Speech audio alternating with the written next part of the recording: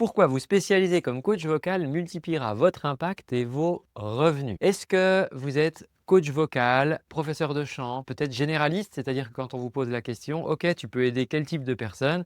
Et bien vous dites, bah, je peux aider les débutants, mais je peux aussi aider les chanteurs avancés et je peux travailler dans la voix parlée et je peux accompagner les comédiens, tout style, rock, variété, etc. Si vous êtes dans ce cas-là, alors cette vidéo est pour vous. Peut-être que vous vous retrouvez noyé dans la masse, l'impression de vous sentir complètement invisible, écrasé par la concurrence avec une guerre des tarifs qui commence à s'appliquer, notamment sur Instagram.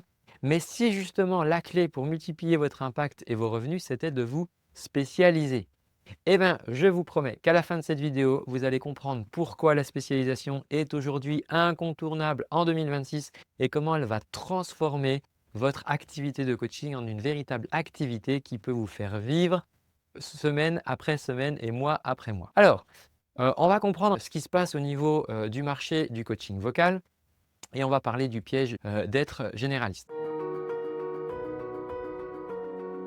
Il y a une première chose, c'est qu'il faut qu'on pose la différence entre un professeur de chant traditionnel et un coach vocal. Le professeur de chant, comme tout bon enseignant, va donner de l'information euh, à ses élèves et il y a de très bons professeurs de chant qui font ça. J'ai eu de très bons professeurs de chant, des très bons professeurs de solfège qui m'ont transmis toutes les informations qu'ils avaient pour voilà, faire de moi un meilleur musicien, on va dire du côté traditionnel, sur l'aspect traditionnel.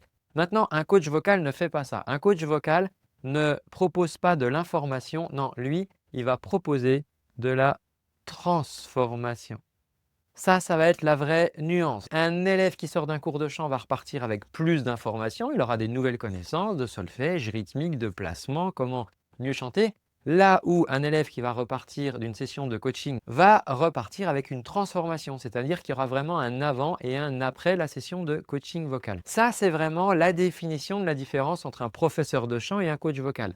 Il n'y a pas de métier qui soit mieux qu'un autre. Il faut juste comprendre que dans une ère où l'information est de plus en plus disponible et gratuite, que ce soit à travers Google, tous les contenus numériques, les bibliothèques et les vidéos et les intelligences artificielles, il faut voir que l'information commence à avoir de moins en moins de valeur. Le professeur de chant commence à faire partie un petit peu d'un ancien monde. Ça ne veut pas dire que c'est un mauvais métier, hein. J'ai eu moi-même d'excellents professeurs de chant, mais c'est juste que bah, voilà, les choses évoluent. L'information aujourd'hui est très disponible, a de moins en moins de valeur parce qu'elle est quasiment gratuite. Et c'est pour ça, moi, je propose aux gens que je forme de faire du coaching vocal qui est orienté en transformation. La différence qu'il faut aussi comprendre, c'est que suite au Covid, il y a des gens qui ont compris que le coaching, c'était à la mode et tout d'un coup, ils ont renommé leur compte Instagram de professeur de chant en coach vocal ou leur compte Instagram de chanteuse-chanteur en coach vocal.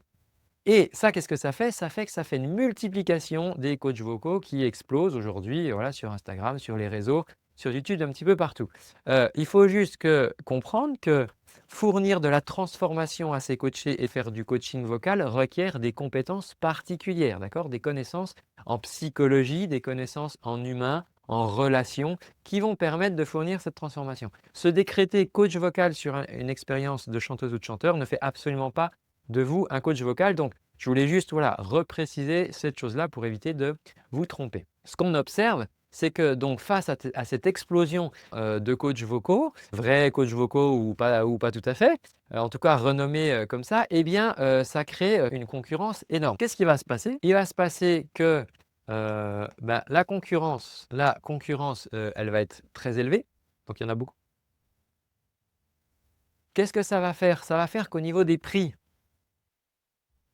les gens vont aller au mieux disant, donc ça va avoir tendance à faire chuter les prix et la visibilité, celle-là, elle va être moins parce qu'évidemment, plus il y a de monde sur le marché, sur le même secteur, plus ça sera difficile d'être visible, donc moins on sera visible. Et ce qui se passe, c'est que si vous situez comme un professeur de chant ou un coach vocal généraliste, vous allez chercher à parler à tout le monde, sauf qu'en fait, en parlant à tout le monde, vous allez parler à personne en réalité. Je voudrais maintenant que vous compreniez les avantages clés d'une spécialisation. C'est que la spécialisation va vous apporter beaucoup plus de visibilité parce que tout d'un coup, vous allez être spécialisé dans un domaine. Elle va vous permettre d'avoir une tarification qui sera plus élevée parce que ça sera une tarification de spécialiste et la concurrence, elle, sera bien moindre puisque vous serez spécialisé dans un domaine et pas du tout généraliste. Je voudrais vous donner un exemple avec un petit dessin que je vais vous faire. Vous avez ici des coachs, plein de coachs dans ce grand lac, dans ce grand lac du coaching vocal. Ça, ce sont des coachs généralistes. Et puis, vous avez ici des coachés, des gens qui sont en recherche, qui ont des besoins et qui, eux, quand ils scannent, ils scrollent sur Instagram, ils voient, ouais, j'ai coach truc, j'ai coach un tel, j'ai coach truc, il a l'air sympa, il fait des belles photos, des belles vidéos. Mais comment comprendre de qui on a besoin? À partir du moment où vous vous spécialisez, alors un exemple de spécialisation, ça pourrait être spécialisé dans les voies transgenres, dans les personnes en transition de genre et qui auraient besoin, au-delà des traitements et de l'accompagnement qu'elles peuvent avoir, eh bien de quelque part réaligner la voix sur leur identité de genre. Ça va être une spécialisation. Là, tout d'un coup, je me dis, OK, il y a des personnes qui ont des besoins particuliers et il y a des personnes qui ont une recherche particulière. Si vous êtes ce coach-là qui est spécialisé, qu'est-ce que ça va faire? Ça va faire que pour ces personnes-là qui ont justement le genre de besoin auquel vous répondez, vous allez clignoter et ça sera très facile pour vous finalement de vous rendre visible pour ces personnes. Pourquoi? Parce que vous allez sortir du lot, parce que tout d'un coup, vous avez une spécificité. Ça va vous permettre en plus de monter en compétences et d'avoir plus de certitude professionnelle. Le fait de rencontrer régulièrement les mêmes cas va augmenter en fait votre expertise, la confiance que vous avez dans votre activité et surtout votre courbe d'apprentissage va augmenter. Vous connaissez cette expression qui dit que c'est en forgeant qu'on devient forgeron. Et c'est ce que je dis aux élèves que je forme à la Vocal Coach Factory, bien ils bénéficient déjà de nombreuses heures de coaching et de pratique, de supervision et de mise en situation. C'est clair qu'une personne qui aura déjà cumulé 100 heures de coaching, sa courbe d'apprentissage sera plus élevée qu'une personne qui aura déjà fait 3-4 coachings dans l'année. Et si je prends l'exemple du coach généraliste qui va traiter un sujet A, je sais pas, tiens, de la nasalité, et puis un coup, il va voir quelqu'un sur le sujet B, puis un coup, c'est des grands débutants, puis un coup, c'est un peu des experts. Qu'est-ce qui va se passer? Il va se passer que, ici, je prends le temps, ici, je prends sa courbe de montée en compétences. Sur le sujet A, il aura un peu progressé parce qu'il en verra de temps en temps. Sur le sujet B, il va en voir un peu de temps en temps. Sur le sujet C, il en voit un peu de temps en temps. Contrairement à un spécialiste qui, lui, s'adresse juste à un sujet qui est le sujet E. Et lui, il travaille que là-dessus. D'accord? Qu'est-ce qui va se passer pendant le même temps? Lui, le spécialiste sur le sujet E, ses compétences, son expérience, son habileté à pouvoir gérer tous les cas de figure pour ce type de problématique sera forcément bien plus élevé. Vu qu'il aura été soumis de nombreuses fois à cette problématique E, forcément sa confiance en lui va augmenter. Et qu'est-ce qui va se passer? C'est que les possibilités d'appliquer une tarification premium, d'attirer une clientèle qualifiée vont forcément augmenter.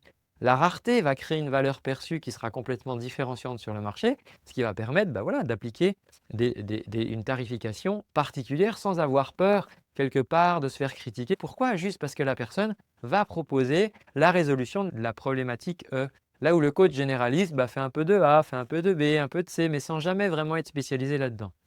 Si je prends un exemple concret d'un coach qui serait spécialisé dans l'accompagnement des élèves sur la plateforme StarMaker, il pourra facilement facturer 60 à 90 euros. Pourquoi? Parce qu'il connaîtra exactement les problématiques de ce genre d'élèves, exactement les problématiques de la plateforme StarMaker, etc., etc.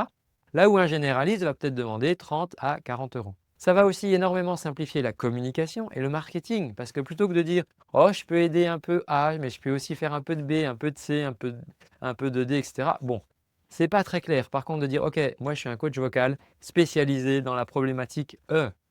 Ok, accompagnement des personnes en transition de genre au niveau de leur voix. Ok, ça c'est très clair. Ça permet d'avoir un message qui est très clair, qui est très ciblé, qui est très efficace. Et rendez-vous compte que si vous créez du contenu sur les réseaux sociaux, vous allez rendre service à l'algorithme parce que l'algorithme va vraiment clairement comprendre quelle est la problématique que vous résolvez, quelles sont les personnes qui peuvent être attirées par ça. Ça va activer aussi un meilleur bouche à oreille, plutôt dire ah tiens, je connais un coach vocal.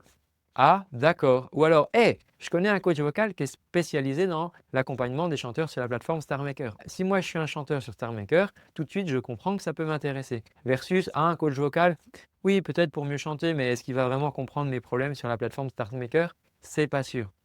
Vous aurez beaucoup plus de plaisir, beaucoup plus d'énergie et d'endurance dans votre activité professionnelle.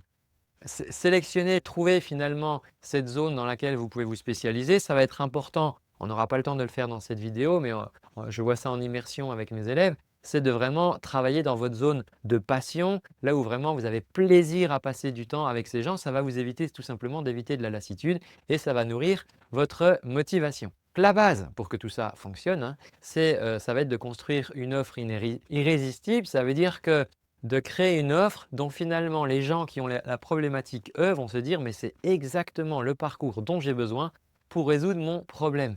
C'est important que cette offre, elle soit unique parce que vous-même, vous êtes unique dans tout le parcours que vous avez pu avoir. Vous êtes unique dans votre personnalité, vous êtes unique dans vos compétences. Je dis aux coachs que je forme dans la Vocal Coach Factory: «Vous avez eu les mêmes enseignements, mais c'est une méthode dont vous allez pouvoir faire la vôtre avec vos exemples, vos exercices, votre passion et ça forcément, ça va créer cette unicité». Cette unicité n'est pas un enfermement, mais plutôt le fait de zoomer sur vos belles qualités et pas se dire: «Ah oui, mais je me sens un petit peu à l'étroit». Non, parce que quand vous êtes vous-même, quand vous êtes dans votre zone d'unicité, alors vous ne vous sentez pas à l'étroit. Ça va être la même chose dans la médecine, hein, on va avoir des médecins généralistes et des médecins spécialistes. Vous comprenez que la personne qui est pianiste et qui doit se faire opérer de la main ne va pas demander à son médecin généraliste de l'opérer de la main. Ça ne veut pas dire que son médecin généraliste est mauvais, c'est juste que lui, il va chercher un spécialiste de l'opération des mains. S'il y a un chirurgien qui est spécialisé dans les mains des artistes, alors c'est avec lui qu'il voudra travailler et il serait prêt à payer plus cher pour sauver sa main. Et si même on imaginait, soyons fous, qu'il y ait un chirurgien spécialisé dans la main des pianistes et dans les mains droites des pianistes, bon, je pousse le trait pour que vous compreniez bien mon exemple, mais très certainement que cette personne dira: «OK, c'est avec lui que je dois travailler». Donc, juste au passage, quand vous allez définir comme ça une niche, assurez-vous qu'il y a suffisamment de clients potentiels pour que votre activité soit viable. Pour trouver votre niche et se spécialiser sans s'enfermer, je vous encourage vraiment à explorer vos passions, vos compétences, les expériences que vous avez eues, les problèmes que vous savez résoudre efficacement et que vous avez vous-même rencontrés. Si vous êtes une personne qui a souvent perdu sa voix, qui a eu des pertes de voix et que vous avez réussi à surmonter ça, alors probablement que ça sera très aligné pour vous de pouvoir aider d'autres personnes qui perdent leur voix. Vous pourrez faire l'exercice des 3 cercles, là on n'aura pas le temps de le détailler: compétences, passion, problème à résoudre. Ça vous permettra de définir une zone d'offre idéale et de pouvoir exercer avec votre unicité. Maintenant, si jamais vous aviez encore la crainte de perdre quelque part en liberté en vous spécialisant trop, ayez bien à l'esprit que cette spécialisation peut être temporaire. On ne vous demande pas pendant 20 ans de vous spécialiser dans un domaine. Peut-être que dans 2-3 ans, vous aurez envie d'aller vers autre chose. Cette spécialisation vous aura permis de faire avancer votre activité, de la développer et va vous servir comme un levier, une étape pour l'étape professionnelle supplémentaire et pas comme une cage qui vous enfermerait. Je vous ai donné voilà, plusieurs exemples de spécialisation. Je vous parlais d'un coach spécialisé dans l'accompagnement des artistes sur StarMaker, dans l'accompagnement des voix transgenres. On peut aussi imaginer, il y a la K-pop en ce moment qui marche très fort. Vous pourriez très bien vous spécialiser dans l'accompagnement des chants en coréen. Ça va être à vous de faire votre chemin. Dans les exemples que je connais, dans les personnes que j'ai pu accompagner, ils ont pu tripler leurs revenus tout simplement en se spécialisant. Ça veut dire qu'ils n'ont rien changé aux compétences qu'ils avaient eux-mêmes. Ils ont juste triplé leurs revenus en un moment, créant une offre qui parlait spécifiquement à certaines personnes et qui rendait l'achat très facile. Pensez aussi atelier spécifique, offre packagée, on parlera ça dans une autre vidéo. Si ça vous intéresse, dites-le moi en commentaire. Si ça vous intéresse qu'on travaille sur les packages, que je vous accompagne là-dessus. En tout cas, ce qui est sûr, c'est qu'en vous spécialisant, vous allez aussi améliorer la qualité des personnes que vous allez recevoir. Pourquoi? Parce que les personnes qui vont venir vous voir vont tout simplement avoir le même profil parce qu'elles ont finalement les mêmes problèmes que vous pouvez résoudre. Enfin, pour terminer, la spécialisation est un vrai outil pour éviter le syndrome de l'imposteur. Pourquoi? Parce que je vous faisais le dessin ici du coach généraliste qui va aider un peu A, qui va travailler un peu sur B, un peu sur C, un peu sur D, etc. Et qui finalement se sentira peut-être pas toujours parce qu'il se dira: «Oui, mais si quelqu'un vient me poser un problème ici sur F, je ne suis pas sûr de pouvoir le résoudre».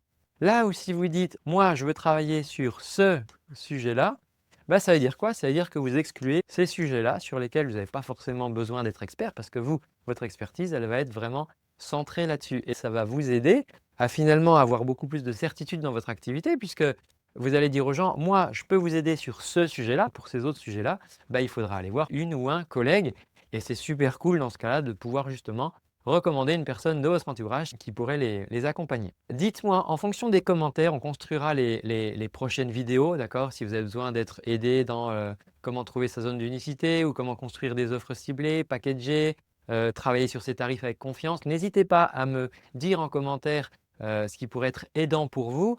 Dites-moi à ce stade quel est le domaine de spécialisation que vous envisagez actuellement. N'hésitez pas à vous abonner et surtout à aller regarder les autres vidéos, notamment celles qui s'affichent juste ici, parce que ça va vous aider à développer une activité de coaching vocal rentable. Je vous remercie d'avoir suivi cette vidéo. Je vous donne rendez-vous très bientôt.